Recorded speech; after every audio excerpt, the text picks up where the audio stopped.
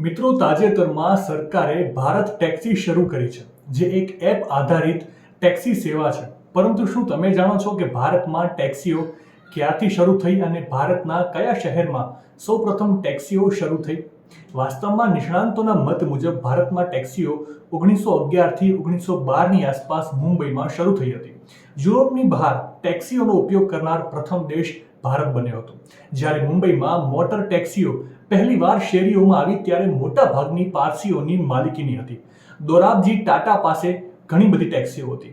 Parsi garage માલિકો ઇંગ્લેન્ડથી car આયાત કરતા હતા.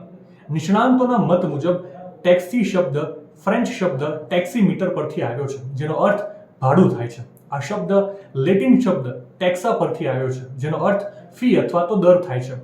જે તે સમયે ટેક્સી ચલાવવાનો અર્થ લાંબા કલાકો સુધી કામ કરવું એવું થતો હતો. આઝાદી પછી ફિયાટની પ્રીમિયર પદ્મિની ભારતીય ટેક્સીઓની રાજા બની. ખાસ કરીને બોમ્બેમાં આ ટેક્સીઓ ત્યાં 30 થી 40 વર્ષ સુધી કાર્યરત હતી. ટૂંકમાં એવું કહી શકાય કે ભારતમાં ટેક્સીઓનો 100 વર્ષથી વધુ જૂનો રંગીન ઇતિહાસ રહ્યો છે. માહિતી સારી લાગી હોય તો રીલને વધારે શેર કરજો અને આવી જ અવનવી માહિતી માટે સંદેશ ડિજિટલ સાથે જોડાયેલા રહેજો.